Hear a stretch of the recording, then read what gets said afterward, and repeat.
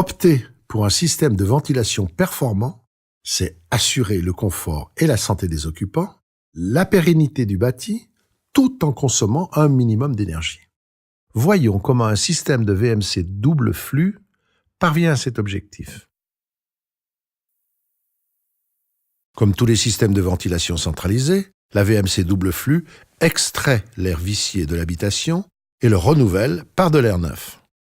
Mais la particularité essentielle d'un système double flux, c'est de faire pénétrer l'air neuf à une température très proche de la température intérieure. Cela est source d'économie d'énergie en été comme en hiver, mais améliore aussi grandement le confort car la température des pièces est bien plus uniforme. Les systèmes simple flux font inévitablement entrer l'air neuf directement depuis l'extérieur. Cela provoque systématiquement un déséquilibre de température dans l'habitation et par conséquent une consommation de chauffage ou de climatisation. Au contraire, les systèmes dits double flux utilisent la chaleur de l'air extrait pour tempérer l'air neuf. La VMC double flux contrôle donc un flux d'air neuf insufflé et un flux d'air vicié extrait, d'où son appellation de double flux. L'installation est un peu plus complexe qu'un système simple flux, mais bien plus économe à l'utilisation. Aujourd'hui, la VMC double flux est le système de ventilation le plus adapté aux bâtiments à basse consommation, dit BBC. Voyons ensemble la circulation de l'air dans l'habitation, puis les caractéristiques principales du caisson double flux. Une installation double flux est composée de deux réseaux de gaines. Un réseau pour le flux d'insufflation et un autre réseau pour le flux d'extraction. Ces deux flux se croisent dans le caisson de ventilation. Rappelons que l'air vicié est toujours extrait depuis les pièces dites techniques, comme la cuisine, la salle de bain, les toilettes. Cela permet d'éviter que les nuisances émises dans l'air de ces pièces ne se répandent dans toute l'habitation. Le flux d'extraction part donc de chaque pièce technique. Par opposition, le flux d'insufflation alimente en air neuf les pièces dites de vie, comme les chambres, le séjour. Le flux d'insufflation est composé d'air neuf, alors que le flux d'extraction est composé d'air vicié, c'est-à-dire chargé de vapeur d'eau, d'odeur et de gaz carbonique, et de tous les autres polluants de l'air intérieur. Le réseau d'insufflation prend l'air neuf à l'extérieur, par une grille généralement située sur un mur. Il est connecté ensuite à la VMC, qui tempère cet air neuf dans sa partie échangeur. Le flux est ensuite dirigé vers un plénum d'insufflation. Ce plénum répartit équitablement les conduits vers chacune des pièces de vie. Le réseau d'extraction part de chacune des pièces techniques et se réunit en un seul flux au niveau du plénum d'extraction. Le diamètre du conduit de la cuisine, 125 mm, est toujours supérieur au diamètre des autres conduits, 80 mm, pour assurer le débit de pointe au moment de la préparation des repas par exemple. Ce réseau d'extraction rejoint ensuite la VMC double flux. Dans l'échangeur de la VMC, ce flux à la température de l'habitation va transmettre sa chaleur au flux d'air neuf. Ici, il n'y a pas un mélange d'air, mais un transfert de chaleur. Une fois qu'il a abandonné sa chaleur, l'air vicié est enfin rejeté par une sortie de toiture ou murale. Ce dispositif complet a l'avantage de maîtriser tous les flux d'air de l'habitation, ce qui fait de la VMC une véritable station de contrôle de l'air intérieur. Puisque tout l'air insufflé est centralisé en un seul flux, il devient possible de le filtrer, ce qui garantit une santé accrue des occupants, particulièrement s'ils sont asthmatiques, allergiques ou sensibles à la pollution extérieure.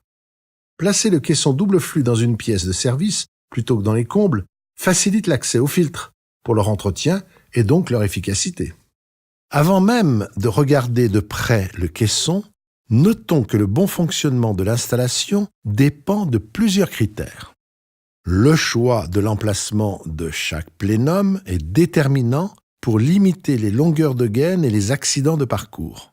En effet, les branches qui partent du plénum doivent être le plus équilibrées possible, c'est-à-dire de longueur le plus égale possible et avec un minimum d'accidents de parcours. Chaque élément générant des pertes de charge comme les coudes et les rétrécissements, freinent la propagation du flux. La recherche du parcours le plus court réduit la longueur de gaine à installer, mais réduit aussi la consommation électrique du ventilateur qui équipe le caisson. L'isolation des gaines est indispensable pour obtenir les meilleures performances d'une part et éviter les condensations éventuelles d'autre part. Le flux d'air vicié qui entre dans la VMC doit apporter un maximum de chaleur, donc l'intégralité du parcours doit être isolée. Si le plénum d'extraction n'est pas un plénum isolé, alors il faudra l'isoler. L'air neuf, mis à la température dans le caisson double flux, ne doit pas être refroidi le long de son parcours. L'isolation de l'intégralité du parcours est donc requise. Enfin, la bonne étanchéité à l'air du bâtiment est essentielle pour assurer que le contrôle de l'air par la VMC ne soit pas perturbé par des entrées d'air parasites. Dans la configuration double flux, aucune prise d'air extérieure n'est ménagée dans les menuiseries. Et c'est la meilleure étanchéité qui doit être recherchée. Un bon indice de perméabilité mesuré par un test d'infiltrométrie est une des conditions à respecter pour optimiser le fonctionnement du système. Le système double flux s'adapte au fil des saisons. En hiver, la fonction de l'échangeur permet de limiter considérablement les besoins de chauffage liés à la ventilation. En été, la journée, l'air neuf est rafraîchi dans l'échangeur. La nuit, lorsque la température extérieure chute, l'air neuf entre directement sans récupérer la chaleur de l'air intérieur extrait. Ce processus de bypass automatique est aussi plus ou moins utilisé en mi-saison en fonction des écarts de température entre l'air extérieur et l'air intérieur. Le caisson de la VMC double flux comprend ventilateur, mais aussi filtre et l'électronique qui pilote l'ensemble. C'est principalement l'efficacité de l'échangeur qui caractérise une VMC double flux. La VMC Ideo est équipée d'un échangeur atteignant 92% d'efficacité. C'est-à-dire que 92% de la différence entre la température extérieure et intérieure est restituée. Le recours à des modèles avec échangeur à 60% est certes moins onéreux, mais fait chuter les performances de l'ensemble du système.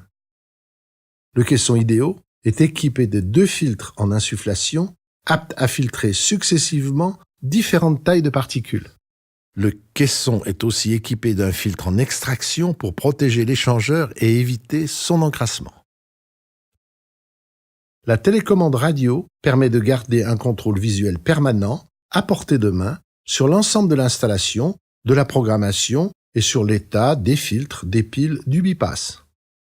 Notons aussi qu'un même modèle de bouche tunnel-vent peut se transformer indifféremment en bouche d'insufflation ou en bouche d'extraction, ce qui simplifie l'approvisionnement du chantier. La ventilation double flux est la solution adaptée aux habitations qui visent un haut niveau de performance énergétique.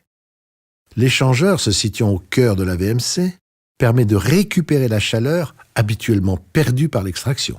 La réussite d'une installation réside autant dans la bonne mise en œuvre du réseau de gaine isolé que dans le choix d'un caisson équipé d'un échangeur à très haute efficacité.